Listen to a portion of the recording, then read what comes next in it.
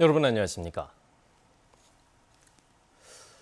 어제 사망한 전두환 씨에 대해 시민들이 분노한 건 마지막까지 진심 어린 사죄 한마디, 반성의 기미조차 보이지 않았다는 점입니다.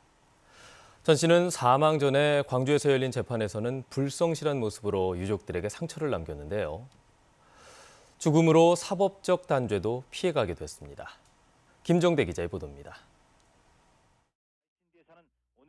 80년 5월 광주를 짓밟고 이를 발판 삼아 권좌에 오른 전두환 씨. 5.18은 폭동이라며 계엄군의 진압은 정당했다고 주장해왔습니다. 5.18 관련해 두 번째 사법적 심판을 받기 위해 광주 법정을 찾아서는 발포 명령을 부인하느냐는 취재진의 질문에 고함을 치고 법정에서는 꾸벅꾸벅 졸았습니다. 발포 명령 부인합니까? 네. 사과를 요구받으면 되레 호통을 쳤습니다.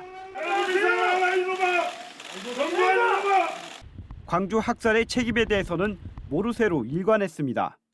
광주하고 내하고 무슨 상관이 있어? 광주 학살 대해서 모른다 난. 2017년에 펴낸 본인의 회고록에선 드러내고 5.18을 왜곡했습니다.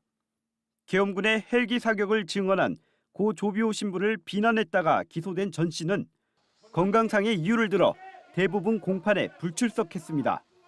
3년여의 재판 끝에 전 씨는 지난해 11월 징역 8개월에 집행유예 2년을 선고받았지만 항소심을 앞두고 사망해 사법적 단죄를 피해갔습니다. 살아생전에 그 행태 뻔뻔하게 짝이 없었고 그야말로 호환무치했잖아요. 5.18 피해 희생자들에게는 2중 3중의 고통을 안겼죠. 이 고통은 어떤 측면에서 한으로 남을 거예요. 전두환이 결국은 그 한을 더 남기고 세상을 떠난 셈이 됐습니다. 다만 형사재판과 달리 전 씨에 대한 5.18 관련 민사재판은 전 씨의 유족에 대한 소송 당사자 승계 신청을 통해 계속될 것으로 보입니다. KBS 뉴스 김정대입니다. 결국 사과 한마디 없이 떠난 전두환 씨는 그동안 5.18 진실에 대해 왜곡과 폄훼로 오히려 거짓 주장만 일관했습니다.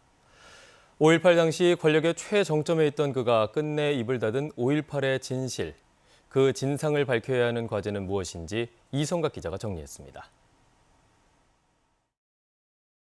1980년 5.18 당시 전두환 씨는 국군 보안사령관과 중앙정보부장 서리를 겸하고 있었습니다. 군은 물론 중정의 정보를 장악한 유혈 진압의 최고 책임자였고 진압 후에는 정권을 잡게 됩니다.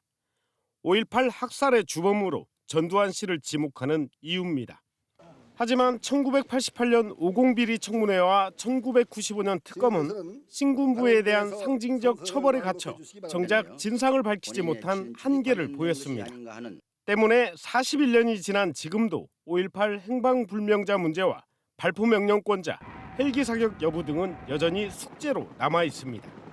80년 5월 20일 광주역 발포를 시작으로 열흘 동안 숨진 희생자만 167명. 하지만 최초 발포를 누가 명령했는지에 대해 전두환 씨도 지휘 계통에 있던 자들도 모두 부인하고 있습니다. 40년 넘도록 시신조차 찾지 못한 행방불명자와 안매장 문제 역시 증언과 정황이 쏟아졌지만 정작 당사자들의 입은 열리지 않았습니다. 그 실종자들의 아픔은요, 40년 전이나 지금이나 똑같아요. 그런데 그러한 것들을 자기가 양심이 있다면 조금이라도 해결을 했어야 됐어요. 그런데 그것마저도 저버렸거든요. 은폐와 왜곡으로 진실을 외면한 전두환 씨의 사례가 올바른 과거 청산의 또 하나의 나쁜 선례가 됐다는 지적도 나옵니다. 잘못을 저질러도 처벌을 받지 않는다라는 아주 나쁜, 어찌 보면은 반역사적인 불행이 또 하나 쌓이게 된 거죠. 진실보다는 거짓을, 고백보다는 변명을 택했던 전두환 씨. 그의 사망으로 5.18 진실을 찾기 위한 여정은 한층 험난해졌지만 그만큼 더 치열해져야 하는 이유가 되고 있습니다. KBS 뉴스 이성각입니다. 올해 광주와 전남 지역의 주택분 종합부동산세 고지 세액이 지난해보다 증가했습니다. 국세청이 공개한 주택분 종합부동산세 고지 현황을 보면 광주 지역의 세액은 지난해 7,000명 163억 원에서 올해는 10,000명 1,224억 원으로 늘었고 전남은 지난해 4,000명 78억 원에서 올해는 8명 470억 원으로 증가했습니다. 광주와 전남 지역에 부과된 세액은 국내 전체 부동세액의 2%로 집계됐습니다. 부산항에 이어 제2의 수산항으로 꼽혀온 여수항이 내년이면 100주년을 맞게 됩니다. 여수시가 수산의 중심지이자 일제 식민시대의 아픔을 간직한 100년 전 여수항을 기억하기 위한 자료를 수집하고 있습니다. 정아람 기자의 보도입니다. 수산물을 나르는 어민들로 북적이는 항구. 정박한 선박에는 우길기와 일장기가 걸려 있습니다. 일제강점기 일본인 3천여 명이 정착해 살던 1920년대 종포의 모습입니다. 광주와 여수를 잇는 철도가 개통되고 여수와 시모노세키를 오가는 연락선이 취항했던 1930년대. 여수항은 국내 농수산물을 일본으로 실어 나르는 주요 창구가 됐습니다. 인적 물적 수탈의 현장에 우리 그 여수항이 안타깝게도 그 기능을 담당하게 된 것이죠. 산처럼 쌓인 키조개 껍질 더미에 앉은 노동자들. 1920년대 키조개 주산지였던 여수 가망만에서 찍힌 사진입니다. 일제강점기 이후 무역항으로 활발히 기능했던 여수항은 여수 세계 박람회를 계기로 일부 여객 운항만 가능해져 사실상 역사 속으로 사라졌습니다. 여수시가 100년에 걸친 여수항의 역사를 기록하기 위한 자료 수집에 들어갔습니다. 지역 역사 연구가 등 개인 소장자 6명이 제공한 사진자료 38점이 모였습니다. 우리 여수항이 우리 여수 시민과 같이 공존해서 같이 앞으로 나아갈 수 있는 그림을 제시하고자 저희가 이번에 기념사업을 추진한 겁니다. 여수시는 내년 3월까지 고 문헌 속 기록이나 사진 등 여수항의 역사와 관련된 자료를 수집해 책자를 발간하고 다큐멘터리도 제작할 예정입니다. KBS 뉴스 정아람입니다. 올해 고병원성 조류 인플루엔자 발생 상황이 심상치 않습니다. 시기는 빨라졌고 감염력은 강해졌습니다. 하지만 정부의 방역 조치는 오히려 완화돼 농가의 자체 대응이 중요해졌습니다. 박지성 기자의 보도입니다. 출입로가 차단된 농장 안에 중장비와 방역 요원이 투입됐습니다. 고병원성 조류 인플루엔자 의심 사례가 나오면서 키우던 오리 10,000마리를 처분하는 겁니다. 이곳까지 확진되면 이번 달 전남에서만 4번째입니다. 잠도 못 자고 그 초조한 그 마음 있잖아요. 어느 우리가 나가버리든가 그런 마음만 가지고 있는 거죠. 전국 사례의 절반인데 발생 시기도 지난해보다 한 달가량 빠릅니다. 게다가 지금까지 확진된 사례 모두 10년 만에 발생한 H5N1형으로 전염력도 가장 강합니다. 하지만 예방적 처분 등의 방역 조치는 오히려 약해졌습니다. 방역대인 확진 반경 3km 내에 모든 닭과 오리를 처분했던 지난해와 달리 올해는 반경 500m에서 1km 내로 처분 범위를 좁혔습니다. 달걀 부족 등을 고려한 조치인데 충북은 전체, 전남은 2곳이 같은 방역대 내에서 발생했습니다. 결국 농가의 자체 방역으로 막아야 하지만 앞서 전남에서 확진된 농가 3곳 모두 차량 소독 등을 제대로 하지 않는 등 방역 수칙 위반이 확인됐습니다. 바이러스나 특성이나 지금 방역 대책이나 이런 걸 봤을 때 옛날 생각을 수준에서 방역을 해서는 절대 안 됩니다. 옛날에 2배 내지 3배 이상 강하게. 방역당국은 방역수칙 위반이 확인되면 과태료 부과와 함께 처분 보상금도 감액하는 등 강력히 대응한다는 방침입니다. KBS 뉴스 박지성입니다. 김승남 더불어민주당 의원이 영농형 태양광법이 농촌 파괴법이라는 농민단체의 주장에 대해 농민 기본소득을 보장할 농촌살리기법이라고 밝혔습니다. 김 의원은 보도자료를 통해 해당 법안은 비농업인과 태양광업자의 사업 추진을 제한하고 임차농들의 권리를 보호하는 내용까지 담고 있다며 농사와 태양광 발전을 함께하는 방식으로 농지를 보호하는 법이라고 주장했습니다.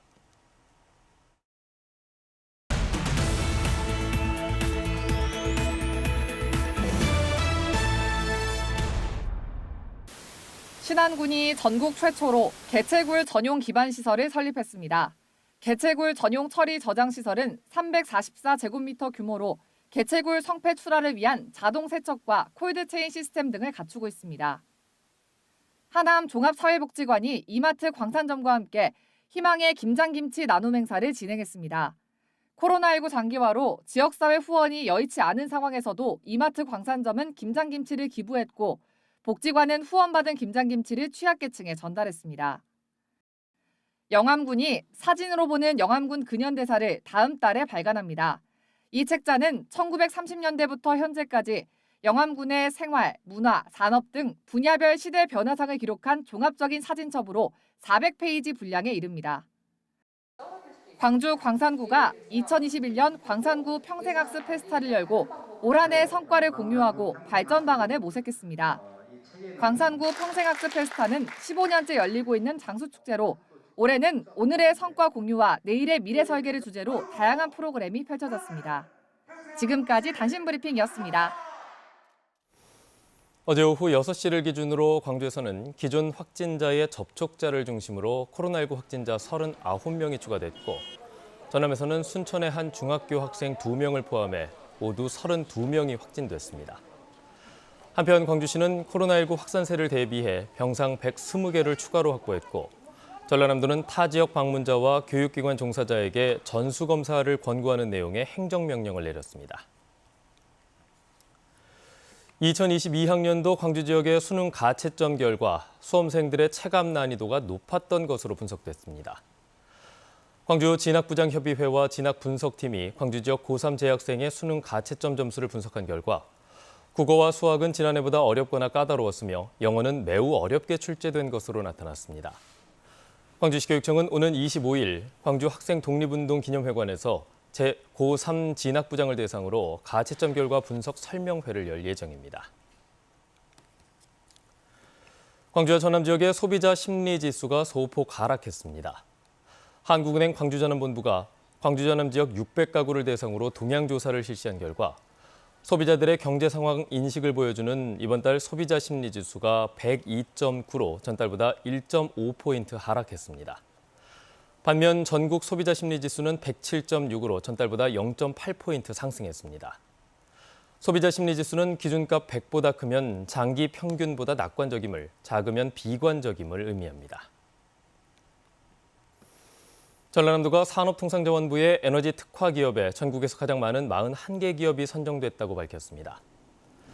전국적으로는 90개 기업이 선정됐고 광주는 26개, 충북 11개 순으로 그 뒤를 이었습니다. 선정된 기업에게는 지방세 감면과 지방투자 촉진 보조금 지원 비율 가산 등의 혜택이 주어집니다.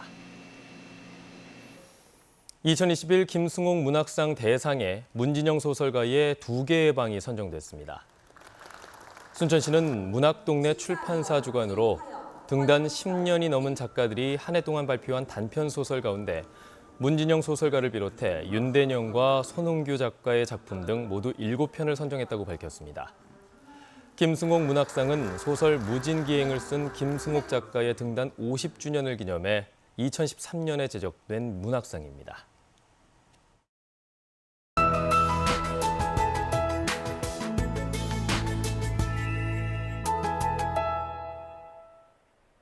오늘은 어제보다는 추위가 덜하겠지만 여전히 따뜻한 옷이 필요합니다. 광주의 아침 기온이 4도 안팎에서 시작하고 있고요. 바람이 불어서 체감 온도는 조금 더 낮습니다. 내일은 추위가 다소 누그러지겠지만 모레 아침에 내륙 지역은 다시 0도 안팎까지 떨어져 추워지겠습니다. 오늘 가끔 구름이 지나겠고 아침까지 빗방울이 떨어지는 곳들이 있겠습니다. 또 높은 산지로는 눈이 날릴 수도 있으니까요. 교통안전에 주의하셔야겠습니다. 지역별 기온 자세하게 살펴보겠습니다. 아침 기온 어제와 비슷하거나 조금 더 높은데요. 담양이 2도, 장성이 3도 가리키고 있습니다. 한낮 기온도 어제보다 많이 높겠지만 평년 수준입니다. 여수와 고흥 14도까지 오르겠습니다. 목포의 낮 최고 기온 13도, 영암과 강진, 완도 14도가 예상되고요. 신안을 비롯한 그 외 도서 지역은 14도에서 15도로 대부분 지역이 어제보다 4에서 9도가량 높겠습니다. 풍랑주의보는 모두 해제가 됐지만 먼 바다는 아침까지 바람이 강하게 불고 물결도 최고 3.5m로 다소 높겠습니다. 내일부터 차차 맑아지겠고요. 모레부터는 아침 기온이 다시 큰 폭으로 떨어져 추워지겠습니다. 날씨였습니다. 뉴스를 마칩니다. 여러분 고맙습니다.